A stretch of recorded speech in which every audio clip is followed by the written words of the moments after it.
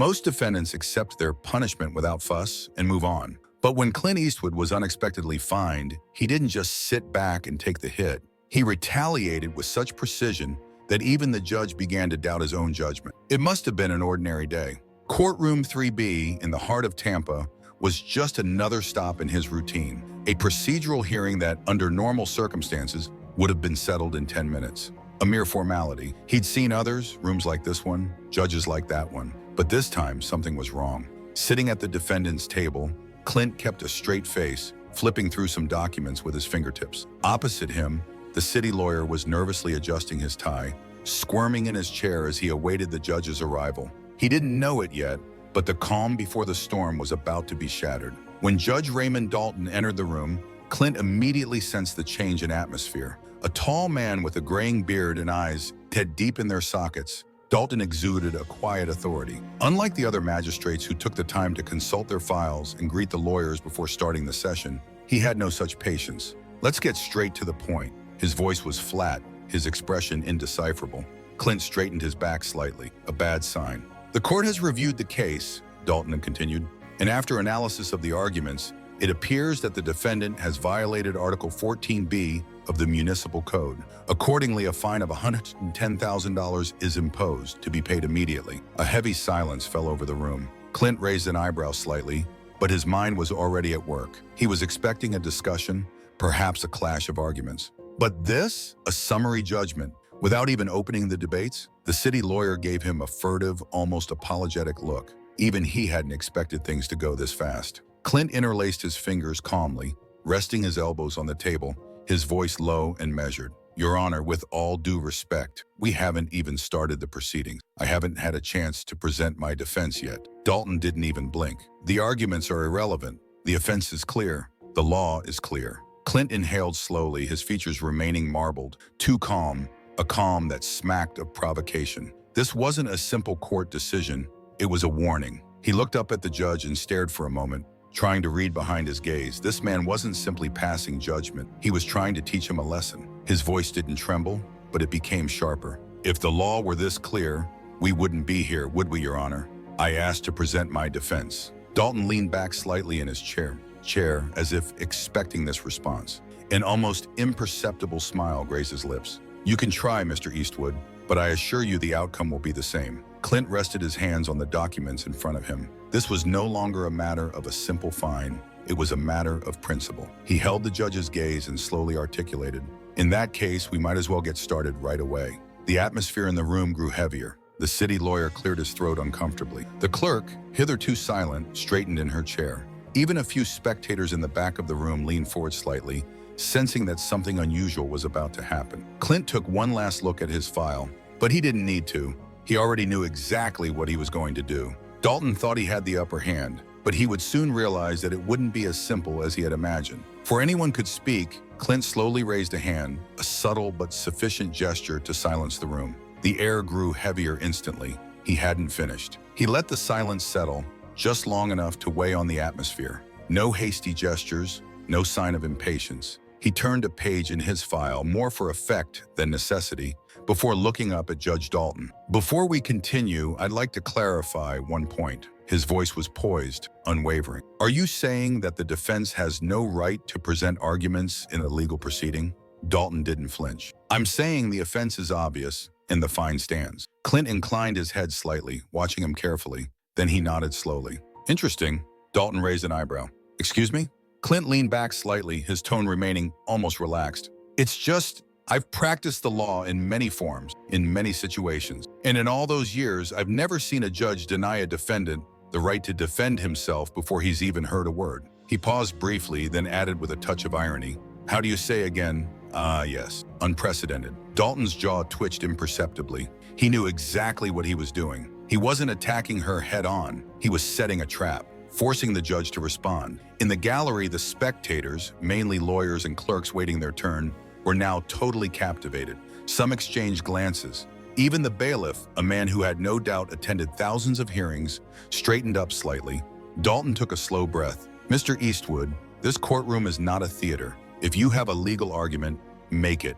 Otherwise, we're done. A thin smile touched Clint's lips. There, he just opened the door for her. He slowly readjusted his papers, but this time he didn't look at his documents. He stared directly at Dalton. All right, let's talk about Article 14B, the one you say was violated. He tapped the printed text in front of him with his finger. You say the law is clear. Interesting, because as far as I know, that article has been challenged several times over the last 5 years with, shall we say, varying interpretations. Dalton squinted slightly. Clint continued, his tone becoming almost conversational. Take Section C, for example. Its wording is so vague that it has been declared inapplicable in at least 3 separate cases. And then there's an even more recent precedent. Last year, the Court of Appeals ruled that imposing fines based on this section without due process was a direct violation of constitutional protections. Total silence fell over the courtroom. Clint could feel the change. He could also see it in Dalton's eyes. The judge straightened slightly, adjusting his tone. Those cases don't apply here. Clint didn't let even a heartbeat pass before retorting, really? He flipped to another page, his gaze piercing. Because from my point of view, they apply perfectly. He paused briefly, then added, the ruling in Reynolds versus Clearwater was very clear. Any administrative fine issued without tangible evidence is subject to annulment on procedural grounds. He let these words float in the air for a few moments, then added without raising his voice, and I'm sure, Your Honor, you wouldn't want to ignore a legal precedent. Dalton clenched his jaw. Clint let him marinate a moment longer, then struck the final blow. Unless, of course, this court is willing to sweep case law under the rug, in which case, I'd be delighted to file an appeal. Dalton leaned forward, slowly joining his hands in front of him. Is that a threat, Mr. Eastwood? Clint exhaled slowly through his nose, letting out a light, unamused laugh. Your Honor, I don't make threats. A heavy silence fell. I quote the law. I quote the law. A murmur ran through the back of the courtroom. Clint had just done something subtle but important. He had reversed the power dynamic. He'd forced the judge to defend his position rather than simply ruling unopposed. Dalton was aware of this. The previously silent city attorney cleared his throat. Your Honor, if I may. Dalton raised his hand, interrupting him with a curt gesture. His eyes remained fixed on Clint. There was a long silence. Then at last, the judge spoke. Very well then. You may present your defense. Clint sketched a tiny smile. It wasn't a victory, not yet. It was only the beginning. But as he was about to speak, Dalton did something that immediately made the situation even clearer. He wasn't going to let him off so easily. He didn't break eye contact. He leaned forward, slowly crossing his fingers. Proceed, he declared in a tone heavy with innuendo. It was a warning, not a permission. Clint recognized the tactic immediately. It was no longer a question of law. It was a question of control. Dalton wanted to make sure he understood who was in charge in this room, but Clint Eastwood was not the kind of man to be impressed. He straightened his back slightly, his expression remaining impassive. Let's start with the language of the law itself. He tapped his finger on his folder. Article 14B states that any entity failing to comply with a municipal regulation may be fined. Simple. But the problem comes with the very definition of compliance. He looked up at Dalton. The language is vague, far too broad and inconsistent with the constitutional protections of due process. Dalton exhaled slowly, looking unimpressed. And yet, Mr. Eastwood, this section has been applied many times without problem. Clint inclined his head slightly. Interesting, because according to public records, no less than 4 previous cases have been overturned precisely because of this ambiguity I'm pointing out right now. He glanced briefly at the city attorney, then returned his attention to Dalton. Unless, of course, you wish to argue that the notion of due process only applies when it suits you?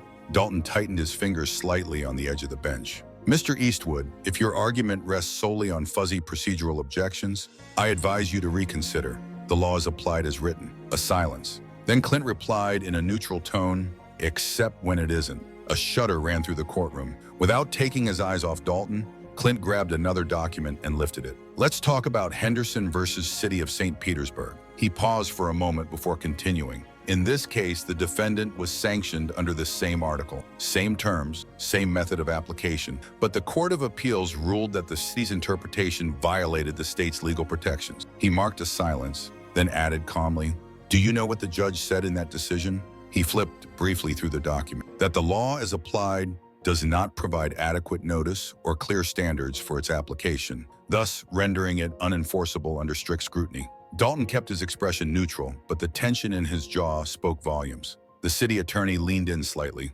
Your Honor, I think we're getting off topic. Clint slowly turned his head toward him and cut him off before he could continue. Counsel, I'd very much like to know how you reconcile this case law with the fine you're trying to enforce today. He paused. If you have a legal basis that contradicts Henderson, I'm all ears. The lawyer hesitated. His silence spoke volumes. Clint turned back to Dalton, resting his hands on the table. With all due respect, Your Honor, I'm not asking for any special treatment. He bowed his head slightly. I'm simply asking for consistency. He let a silence linger before adding, if a higher court has already established that this law is problematic, how can that court justify imposing a sanction under these same terms? Dalton leaned back slightly, his eyes roving over Clint, analyzing his every word. Clint knew exactly what he was doing. Dalton was looking for a way out. Dalton was desperately looking for a way to regain control. Finally, he spoke. The circumstances of this case are not identical to yours. Clint didn't even blink. That's true, but the precedent still applies. The law is either clear or it isn't. A heavy silence fell over the courtroom. The weight of the situation had shifted. Clint knew he'd cornered the judge, not just because he was legally right, which he was, but above all because he had forced him into a position where every decision would now be scrutinized. Dalton had only two options: ignore the precedent and risk having his decision overturned on appeal, back down, which would mean admitting he'd rushed into it. Clint didn't envy him, but after all, he'd gotten himself into this mess. Dalton took a deep breath. Mr. Eastwood, your interpretation is questionable. Clint smiled slightly. Then let's debate it. The judge flared his nostrils slightly. Then, to everyone's surprise, he reached for his gavel. The court will recess for 15 minutes. Before anyone could protest, he rose and disappeared into his quarters. Clint slowly placed his documents on the table, his expression as calm as ever. But he knew exactly what had just happened. Dalton wasn't ready to give in, but neither was he ready to rule against him. At least, not yet. He needed time to think, to find a loophole, maybe even to check out the cases Clint had just cited. That meant only one thing: he was in trouble. But Clint also knew something else. When Dalton returned, he wouldn't be alone, and what was to come would take this confrontation into a whole new dimension. 15 minutes later, it seemed like an hour, Clint remained seated at the defense table, his hands resting on his stack of documents. He wasn't reading them. He didn't need to. He already knew every precedent, every legal loophole. But something about Dalton's sudden pause didn't appeal to him. This wasn't a man who hesitated. If he did, it was for one reason only: he was up to something. Suddenly, the door to the judge's chambers opened. Dalton reappeared, and he wasn't alone. A new man was walking beside him, a second judge. Clint recognized him immediately: Judge Alan Whitaker, a senior judge, more senior than Dalton. The mood in the room changed instantly. This was not standard procedure. Bringing in another judge in the middle of a trial wasn't just unusual, it was calculated. Clint straightened his back slightly, maintaining an impassive expression. Dalton resumed his seat and cleared his throat. Before we continue, I've asked Judge Whitaker to be present for this matter. Clint didn't move. He didn't believe for a second that this was a simple request. Someone, somewhere had been pulling strings. Whitaker gave him a slow nod. He exuded a calm but imposing presence. Mr. Eastwood, I understand you've raised procedural concerns regarding the application of Section 14B. Clint held his gaze. That's correct. Whitaker slowly crossed his hands in front of him. You feel that this fine should be overturned based on appellate precedent? Clint didn't leave a second of doubt. I don't think so. A murmur ran through the room. I know you don't. Dalton pressed his lips into a thin line. Whitaker raised an eyebrow slightly. I appreciate your confidence, but let's talk specifics. You cited Henderson versus City of St. Petersburg. Are you aware that a later ruling clarified that certain interpretations of this section remain applicable under the discretionary authority of a local court? Clint kept his expression neutral, but he sensed the change immediately. So here's what it was. Dalton had backed down. He'd brought in someone higher up to counterbalance his argument. Clint inhaled slowly. The real confrontation was just beginning. They were trying to counter his argument with a forgotten technical subtlety. Clint crossed his hands in front of him, his gaze as piercing as ever. I'm aware of that judgment, Your Honor, but I'm also aware that this same clarification explicitly states that law enforcement must adhere to strict evidentiary standard. He paused, which, in this particular case, it hasn't. Whitaker nodded as if expecting this answer. All right, let's talk about it.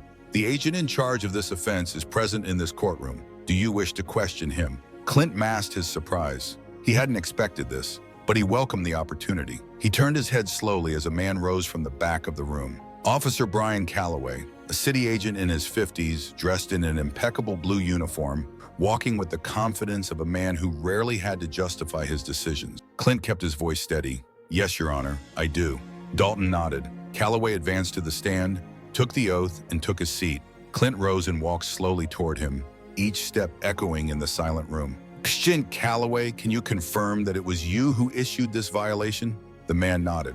"Yes, sir." Clint pivoted slightly, sweeping his gaze across the audience benches, where all eyes were riveted on the stage. "And on what basis did you determine that an infraction had been committed?" Calloway exhaled, looking almost exasperated. "The text of the law is clear. The property in question did not comply with the municipal code. I noted the violation and issued the fine." Clint slowly crossed his hands behind his back. "Did you take any photos of this alleged violation?" Calloway hesitated. "No, sir, that wasn't necessary." A slight amused smile passed over Clint's face. "So you have no tangible evidence of the infraction?" Calloway shifted slightly in his chair, uncomfortable. "I have years of experience in these cases. I didn't need a photograph to confirm what I saw." Clint kept a straight face, but inwardly he knew he'd just been handed his next argument on a silver platter. He turned back to the judge's bench. "Your Honor, in the absence of photographic evidence, written testimony, or any concrete proof, we have nothing more than a subjective assessment of an individual." He paused, letting the weight of his words fall on the room. This goes directly against the evidentiary requirements mentioned by the clarification quoted earlier by Judge Whitaker. Whitaker didn't react immediately, but he leaned back slightly in his seat. He knew Clint was right. Clint continued, moving slowly toward the judge's lawn bench. "So I ask the question again. How does this court justify the application of a fine without a valid legal basis for its execution?" A stony silence fell over the room. Dalton patted the edge of his bench nervously. He wasn't looking at Whitaker, and that was saying a lot. He thought he'd won this exchange. He thought Whitaker's presence would put Clint in a corner. But instead, Clint had just turned his own argument against him. Dalton exhaled sharply, clenching his jaw. The court takes another recess. Clint resisted the urge to smile. He knew exactly what was happening. They were running out of options. But he was careful not to rejoice too quickly. Dalton was a man of power, and if there was one thing people like him hated, it was losing. Dalton was challenged, but he wasn't going to back down that easily. When the session resumed, his attitude had changed. Gone was the passive assurance with which he'd entered earlier. This time his jaw was clenched, his expression unreadable. Whitaker was still sitting next to him, but his posture was more reserved. It was clear he had no intention of intervening, at least not yet.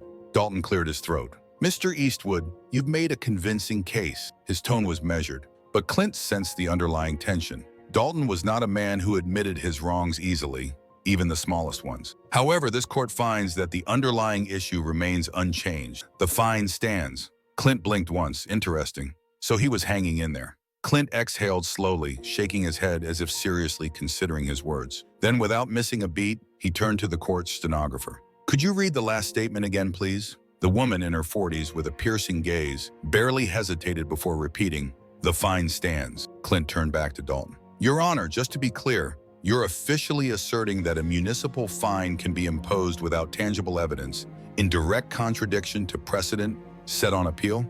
Dalton tapped his fingers against the bench. "Mr. Eastwood, this court has discretion." A thin smile appeared on Clint's lips. "That's true, but discretion is not immunity from legal norms." The city lawyer squirmed slightly in his seat, obviously sensing where this was leading. Clint straightened his shoulders slightly, taking a step toward the bench. "Let's put this in layman's terms, shall we?" His voice was calm, but it carried a weight that froze the room. "If this judgment stands, it means that a municipal officer can impose a fine solely on his word." He paused. Without proof, without documentation, just an assertion. Dalton's silence told him all he needed to know. Then Clint turned to the audience, scanning the room with his eyes. The lawyers, the clerks, the few spectators who'd followed the hearing. "Imagine what this entails." He crossed his arms. "A shopkeeper is being fined for an infraction that might not even exist. An owner is penalized for something he has no way of verifying." He turned slowly to Dalton. "What if they contest?" A heavy silence. Clint inclined his head slightly.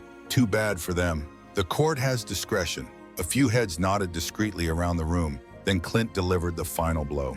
"It's not discretion, Your Honor." His gaze bore into the judges. "This is an abuse of power." The impact of his words vibrated the air. Whitaker, who had remained silent until then, spoke at last. So you're arguing that allowing this fine to be enforced without evidence would call into question the judicial process? Clint nodded slowly. Not just the due process. He stepped forward slightly. Judicial integrity itself. He let his words float for a moment. Because the moment we accept decisions based on mere assertions, rather than evidence, the whole judicial system begins to break down. Dalton clenched his jaw. He knew he was cornered. The city attorney, in a last gasp, tried to intervene. "Your Honor, if I may." Dalton raised a hand, interrupting him. His face was impassive, but Clint could see the frustration in his eyes. There was no way out. After what seemed like an eternity, Dalton exhaled. Then, reluctantly, he delivered his verdict. This court finds that the fine imposed does not meet the probationary threshold necessary to be enforced. His voice was stiff, almost forced. The fine is voided. A murmur ran through the room. Clint settled for a slow, polite nod. No satisfaction, no triumph, just quiet certainty. Dalton tapped his gavel on the bench. Hearing adjourned. And just like that, it was over. Clint calmly put his papers away, tucking them into his leather shirt. As he stood up, his gaze met Whitaker's. The senior judge was watching him. His expression as inscrutable as ever. Then, as he reached the exit door, a voice stopped him short. "Mr. Eastwood," he stopped, slowly turned around. Dalton was looking straight at him. Dalton stared at Clint a moment longer, then let out a slow, controlled breath. "I underestimated you." Clint sketched a slight smile. "You're not the first." Then, without another word, he turned on his heels and left the courtroom, his boots echoing against the polished marble. But as he left, he knew one thing for certain. This case would not be forgotten. It had set a precedent, one that resonates far beyond the walls of a courtroom. And someday, somewhere, another judge would think twice before believing he held all the power. Clint walked slowly down the marble corridor, his step calm, but his mind still sharp. The weight of what had just happened was not lost on him. He had come here expecting a routine hearing. What he got in instead was a battle of power, of law, and ego. And he'd won. But he also knew another thing. Men like Dalton didn't forgive moments like this. They hated to lose, especially in front of a full courtroom. As he reached the courthouse exit, a voice called to him behind his back. "Mr. Eastwood, one moment." Clint stopped and turned around slowly. Judge Whitaker was approaching. His expression was as inscrutable as ever. He wasn't the kind of man to talk for nothing. If he was holding him back now, it wasn't to exchange courtesies. Clint crossed his arms. "Something on your mind, Judge?" Whitaker studied him for a moment before answering. "You're good." Clint sketched a thin smile. "I do my best." Whitaker nodded, glancing briefly at the courtroom doors behind him before lowering his voice slightly. "I wasn't called here to observe, Mr. Eastwood." A silence. Then in a measured tone, "I've been called in to contain you." Clint raised an eyebrow. "Contain what, exactly?" Whitaker exhaled slowly, his gaze catching Clint's. "Judge Dalton doesn't like to lose." A pause. "In this case, it wasn't just about a fine." His tone deepened. "It was about sending a message." Clint nodded slowly. He already knew all that, but hearing it confirmed made his victory all the more significant. He kept his voice neutral. "Now what?" Whitaker hesitated for a split second. Then he gave him a look that mingled respect and warning. "You're going to be watched." A silence then, "And not just here." Clint understood immediately what this meant.